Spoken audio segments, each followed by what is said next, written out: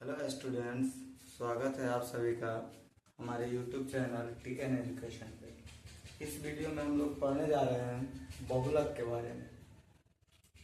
सांख्यिकी चैप्टर का यह एक बहुत ही महत्वपूर्ण टॉपिक है बहुलक। बहुलक जिसको इंग्लिश में हम लोग कहते हैं मोड। बहुलक जिसको इंग्लिश में हम लोग क्या कहते हैं, मोड। ठीक है, तो इसके नाम से यह हमें पता चल रहा है कि इसमें लगा हुआ है क्या चीज, हिंदी नाम में बहु। बहु बहु का मतलब क्या होता है, बहुत। बहु का मतलब बहुत, यानी जो बहुत ज्यादा हो। तो यहाँ पे क्या चीज ज्यादा हो, तो कोई ऐसा प्रेक्षण जो किसी आंकड़े में सबसे अधिक हो। कोई ऐसा प्रेक्षण जो किसी आंकड़े में सबसे अधिक हो, वही प्रेक्षण उस आंकड़े का बहुलक कहलाता है। तो पहले आप लोग पहले से ही जानते होंगे बारंबारता के बारे में। किसी आंकड़े में कोई प्रेक्षण जितनी बार आता है वही उस प्रेक्षण की बारंबारता कहलाती है। यानी बहुलक के बारे में हम लोग कह सकते हैं कि किसी दिए गए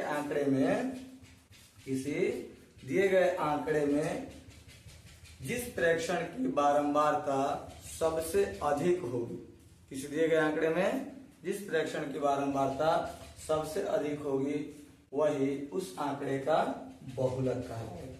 ठीक है, अब जैसे हम लोग अगर इसको लिखते हैं तो कैसे लिखेंगे, किसी दिए गए आंकड़े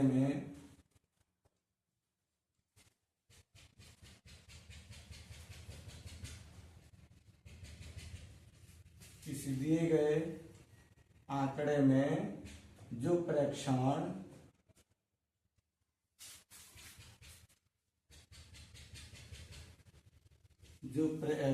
जो प्रेक्षण सबसे अधिक बार आता है, सबसे अधिक बार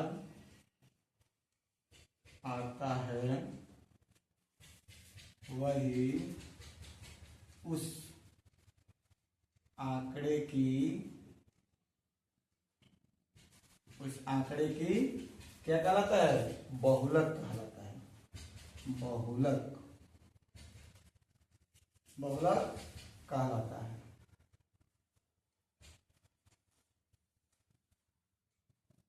या हम इसको ऐसे भी लिख सकते हैं कि किसी दिए गए आंकड़े में जिस प्रेक्षण की बारंबारता सबसे अधिक हो, किसी दिए गए आंकड़े में जिस प्रेक्षण की बारंबारता सबसे अधिक हो वही प्रेक्षण उस आंकड़े की बहुलक कहलाता है। ठीक है, जैसे हम लोग एक उदाहरण लेते हैं, और वो उदाहरण क्या है, जैसे एक आंकड़ा लिखते हैं हम लोग, जैसे में हो गया आपका 2, 6, 4, 5, 0, 2, 1, 3, 2, 3। ठीक है, तो हम लोग यहाँ देखते हैं कि यह एक आंकड़ा दिया हुआ है। ठीक है, यह क्या दिया हुआ है, हमारा एक आंकड़ा दिया हुआ है। अब इस आंकड़े में किस प्रेक्षण की बारंबारता लिखिए, यानी कौन सा ऐसा प्रेक्षण है जो सबसे ज्यादा बार आया है। ठीक है, तो सबसे पहले हम लोग 2 को देखते हैं। तो 2 कितना बार आया, तो 1, 2, 3। 2 की बारंबारता कितनी है, 3 है। उसके बाद हम लोग 6 की बारंबारता देखते हैं। 6 कितना बार आया, 6 एक ही बार आया है, 4 भी एक ही बार आया, उसके बाद 5 भी एक ही बार आया, 0 भी एक ही बार आया, फिर 1 एक बार ही आया है।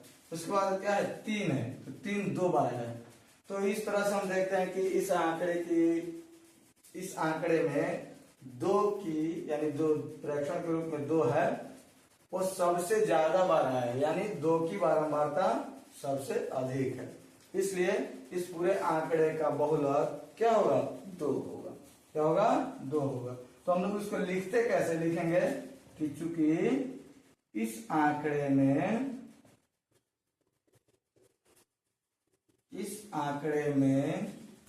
2 की बारंबारता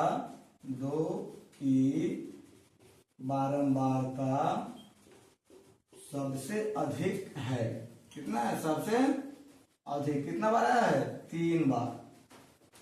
सबसे अधिक है, इसलिए इस आंकड़े का बहुलक कितना होगा 3, इसलिए इस आंकड़े का बहुलक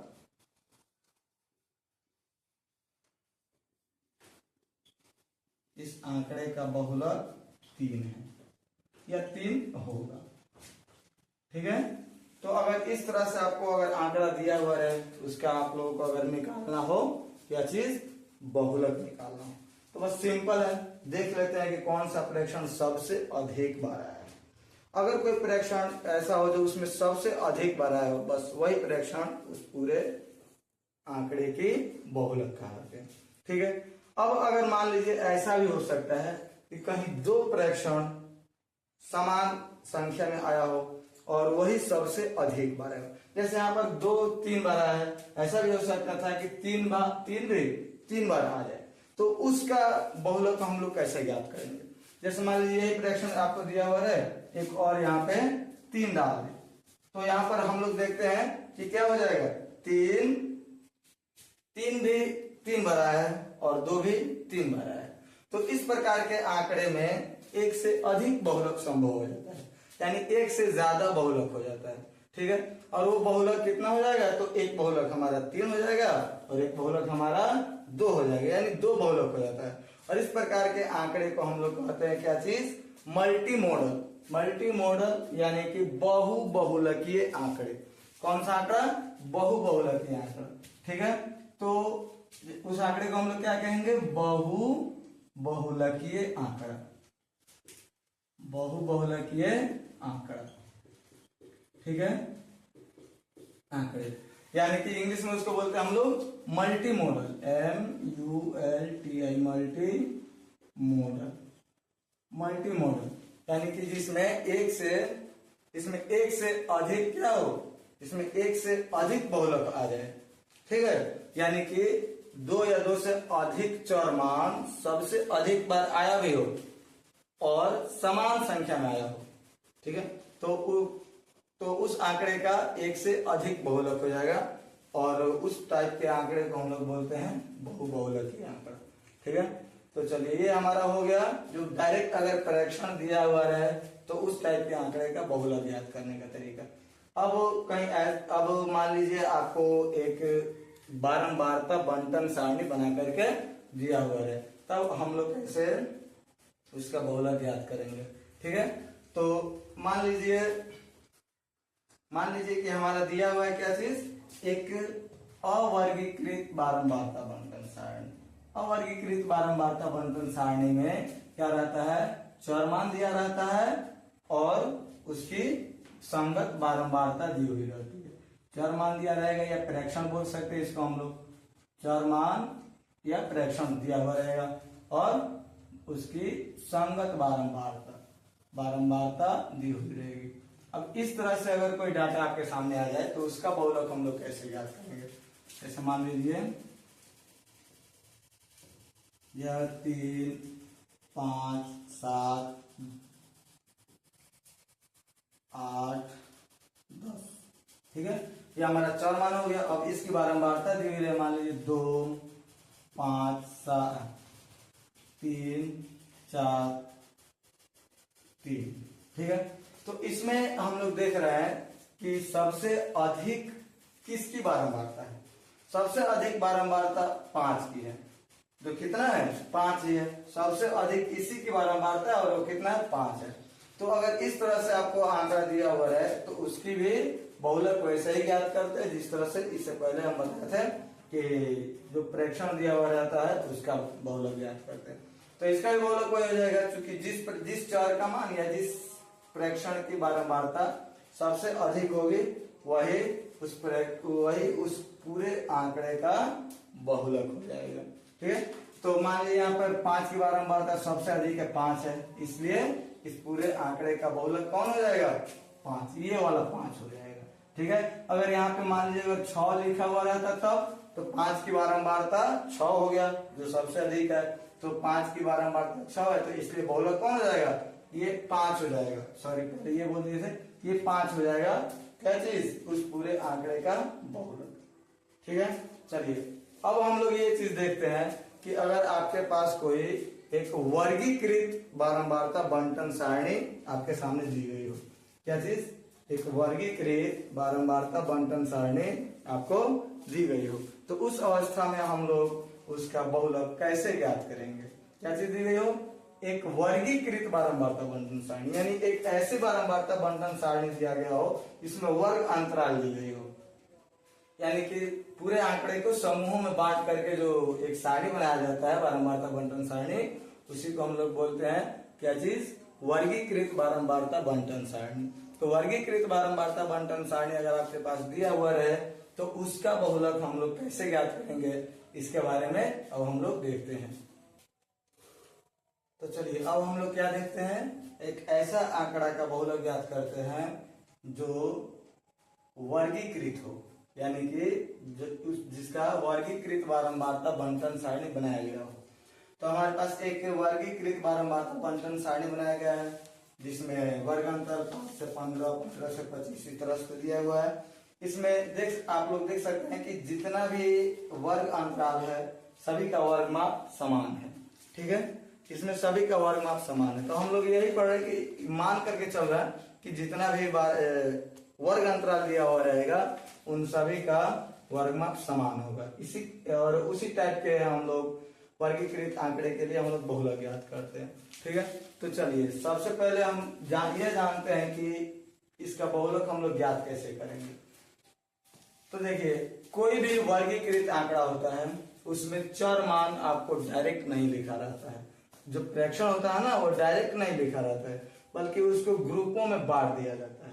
ठीक है, ग्रुप में बांट करके और अलग अलग करके लिखा जाता है। जैसे 5 से 15, जब हम 5 से 15 बोल रहे हैं और उसकी बारंबारता 6 है तो इसका मतलब ये नहीं है कि 6 कितना बार आया है, 7 कितना बार आया है, 14 कितना बार आया है या 5 कितनी बार आई है, इससे ये मतलब नहीं है। बल्कि इसका मतलब ये है कि 5 से लेकर के यानी 15 से कम 5 तक, 15 से कम 5 तक कुल संख्याओं की बारंबारता कितनी है, यानी 15 से कम जितनी भी संख्या उस प्रेक्षण में दिया हुआ रहेगा उन सबको एक साथ मिलाकर के और उसकी बारंबारता 6 लिखी गई है।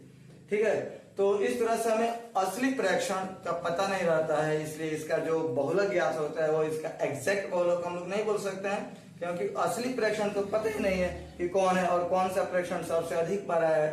तो फिर भी हम इसका एक लिमिटेड जो जिसको मान सकते हैं कि वो सबसे ज्यादा मान्य है वही बहुलक हम लोग ज्ञात करते हैं और उसी के आधार पर हम इस डाटा का एनालिसिस करते हैं, इस डाटा के बारे में जानकारी हासिल करते हैं।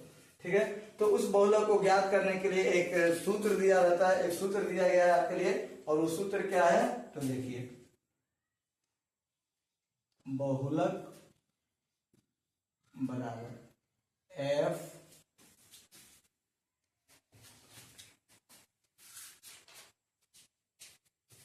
बहुलक बराबर L plus F1 minus F0, या इसको हम लोग F0 भी बोल सकते हैं। बाटा में क्या रहेगा तो बाटा के नीचे रहता है 2F1 minus F2 minus F0 और इसको गुना कर दिया जाता है कितना से, H से। अब इनमें हम जो ये फॉर्मूला दिया गया, जो ये सूत्र दिया गया, इस सूत्र में हम सभी के बारे में जानते हैं कि आखिर L क्या है, F1 क्या है, F0 क्या है, 2 और फिर से F2 क्या है और H क्या है। ठीक है, तो चलिए सबसे पहले L क्या है, तो L बोला जाता है बहुलक वर्ग की निम्न सीमा। बहुलक वर्ग, यहाँ पे एक नया चीज आपको मिल रहा है, क्या चीज, बहुलक वर्ग। अब ये हम लोगों को खुद चुनना पड़ता है, बहुलक वर्ग को हम लोगों को खुद चुनना पड़ता है कि बहुलक वर्ग आखिर कौन होगा। ठीक है ना, तो हम आप लोग बताएंगे कि बहुलक वर्ग क्या होता है। ठीक है ना, पहले देख लेते हैं L और F1 और F0 इन सभी के बारे में हम लोग देख रहे। चलिए, तो L क्या है, L है बहुलक वर्ग की निम्न सीमा। बहुलक वर्ग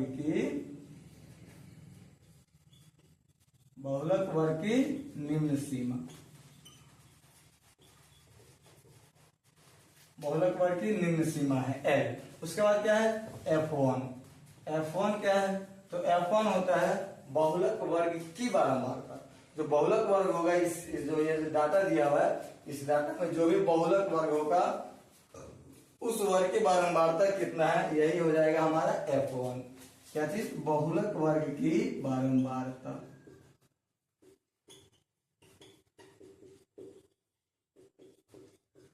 बहुलक वर्ग की बारंबारता। उसके बाद क्या दिया हुआ है? तो F0 या F0, F0। और F0 क्या है?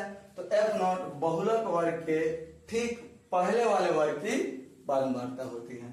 इसे पूरे आंकड़े में जो भी बहुलक वर्ग होगा उसके ठीक ऊपर वाले, उसके ठीक पहले वाला जो भी वर्ग होगा उसी वर्ग की बारंबारता होगा। यानी कि क्या चीज? बहुलक वर्ग के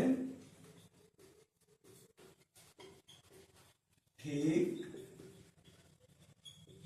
पहले वाले वर्ग की बारंबारता। ठीक है। उसके बाद क्या आ रहा है इसमें? F2 आ रहा है।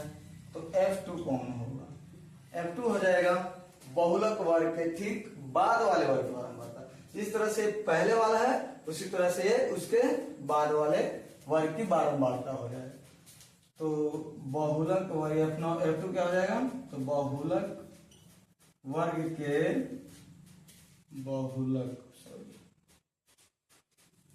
बहुलक वर्ग के ठीक पहले वाले वर्ग की बारंबारता। बहुलक, और ये F2 क्या आ जाएगा? तो बहुलक वर्ग के ठीक बाद वाले वर्ग की बारंबारता। ठीक है। इसके बाद आ रहा है क्या चीज? H। तो H क्या होगा? H हमारा क्या होगा? तो H हमारा हो जाएगा, मान लीजिए हम यहां लिख रहे हैं H क्या होगा? तो H हो जाएगा जो भी आंकड़ा हमारे सामने दिया हुआ रहेगा या जो भी बारंबारता बंटन सारणी हमारे सामने दी हुई रहेगी, उस सारणी का जो भी वर्ग माप होगा, उसमें वर्ग अंतरालों की जो वर्ग माप होगी वही हो जाएगा क्या चीज? H का मान, यानी वर्ग माप। H क्या हो जाएगा?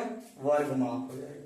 ठीक है। आप लोग इस फॉर्मूला को याद रख लीजिएगा और इसमें जो भी ये डिटेल्स लिखा गया है कि कौन क्या है इसको याद रख लीजिएगा। चलिए अब हम आप लोगों को ये बताते हैं कि बहुलक वर्ग होता क्या है इसमें। ठीक है। बहुलक वर्ग के बारे में, क्योंकि ये जितना भी लिखा गया है ये सब details F1, F0, F2, L, ये सब बहुलक वर्ग पर ही निर्भर है। तो बहुलक वर्ग पहचानना सबसे जरूरी है कि बहुलक वर्ग क्या होता है। तो देखिए, बहुलक वर्ग होता है जिस वर्ग की बारंबारता सबसे अधिक हो। क्या चीज? जिस वर्ग की बारंबारता सबसे अधिक हो वही बहुलक वर्ग का होता है। जैसे हमारा एक जो सारणी दिया हुआ है, बारंबारता बंटन सारणी, इसमें किस वर्ग की बारंबारता सबसे अधिक है? तो देखिए 35 से 45 जो ये वर्ग अंतराल है इसकी बारंबारता सबसे अधिक है। कितना है? 23। तो इस पूरे आंकड़े का बहुलक वर्ग कौन हो जाएगा? ये वाला 35 से 45, क्योंकि इसी की बारंबारता सबसे अधिक है। कितना बार? 23 बार। बाकी सभी की बारंबारता इससे कम है। ठीक है। तो ये हो जाएगा हमारा क्या चीज? बहुलक वर्ग। तो अब जब ये बहुलक वर्ग के बारे में आप लोग जान गए तो चलिए एक इस क्वेश्चन को हम लोग सॉल्व करते हैं, इसकी बहुलक निकाल करके जांच करते हैं। तो सबसे पहले पूरे डिटेल्स को हम लोग लिख लेते हैं कि L कितना है इसमें, F1, F0, उसके बाद F2 और H कितना है। ठीक है। तो चलिए L क्या हो जाएगा? तो बहुलक वर्ग की निम्न सीमा। तो हम अभी बताए थे आप लोगों को कि यही क्या है? बहुलक वर्ग है। इस आंकड़े का यही बहुलक वर्ग है। तो बहुलक वर्ग की निम्न सीमा यानी जो लोअर लिमिट होता है उसी को हम लोग L बोलते हैं। L का मतलब ये होता है लोअर लिमिट। ठीक है। इसलिए हम लोग L क्या चीज में हो गया? तो बहुलक वर्ग की निम्न सीमा। बहुलक वर्ग की निम्न सीमा कितना? 35, यानी L का मान इस आंकड़े में 35 हो गया। उसके बाद F1। तो F1 का मतलब क्या होता है? तो F1 अभी हम आप लोग बताए थे लिख करके कि F1 होता है बहुलक वर्ग की बारंबारता। बहुलक वर्ग की बारंबारता F1 होती है, यानी इसमें बहुलक वर्ग ये है और इसकी बारंबारता कितना है? 23। तो F1 हो जाएगा 23। ठीक है। उसके बाद क्या आ रहा है? F0। तो एफ नॉट के बारे में हम आप लोगों को बताए थे कि एफ नॉट होता है बहुलक वर्ग के ठीक पहले वाले वर्ग की बारंबारता। बहुलक वर्ग के ठीक पहले वाले वर्ग की बारंबारता, ठीक है। तो इसमें बहुलक वर्ग कौन है, यही है ना बहुलक वर्ग। तो इसके ठीक पहले वाला वर्ग ये बहुलक वर्ग हो गया, इसके ठीक पहले वाला वर्ग ये हो गया 25 से 35, है ना हुआ। तो इसकी बारंबारता कितना है 21। तो एफ नॉट कितना हो जाएगा हमारा 21 हो जाएगा। ये हमारा क्या हो गया एफ नॉट। उसके बाद क्या लिखते हैं, उसके बाद आ रहा है इसमें F2। ये F1 है तो F1 यहाँ पे लिख दिया गया है। उसके बाद F2 है, F2 कौन होगा, तो F2 होता है बहुलक वर्ग के ठीक बाद वाले वर्ग की बारंबारता। तो बहुलक वर्ग यही है हमारा, और इसके ठीक बाद वाला वर्ग कौन है, ये 45 से 55, ठीक है। ये बहुलक वर्ग हो गया, और इसके ठीक बाद वाला वर्ग कौन हो गया 45 से 55, ये वाला हो गया हमारा बहुलक वर्ग के ठीक बाद वाला वर्ग। अब इसकी बारंबारता कौन है 14। तो F2 का मान कितना हो गया यहाँ पे 14 हो गया। उसके बाद क्या आ रहा है तो H। अब H के बारे में हम लोग लिखते हैं, H कितना है इसमें, तो देखिए 5 से 15, 15 से 25। H निकलता कैसे है, तो अपर लिमिट में से लोअर लिमिट को घटा दिया जाता है, उसका जो डिफरेंस होता है उसी को हम लोग बोलते हैं वर्ग हाइट, क्लास हाइट या क्लास साइज बोलते हैं उसी को हम लोग, या क्लास विड्थ भी बोला जाता है, यानी कि वर्ग चौड़ाई बोलिए या वर्ग माप बोलिए, ठीक है ना, या वर्ग ऊंचाई भी बोल सकते हैं उसको। तो वही होता है क्या चीज, जब अपर लिमिट में से लोअर लिमिट को घटा दिया जाता है तो जो ज्ञात होता है वही होता है वर्ग माप, यानी कि H, ठीक है। तो H कितना हो जाएगा इसका 35 से 45 में से 35 घटाएंगे तो 10। तो H का मान हो गया, H का मान कितना हो गया हमारे 10, ठीक है। अब ये पूरा जो भी डाटा दिया है यहाँ पे हम लोग लिख दिए, उस डाटा से इसको इस दिए गए फॉर्मूला पर हम लोग सेट करते हैं। चलिए तो चलिए जो भी दिया हुआ है, जो भी मान दिया है उसको हम लोग इस पर रखते हैं।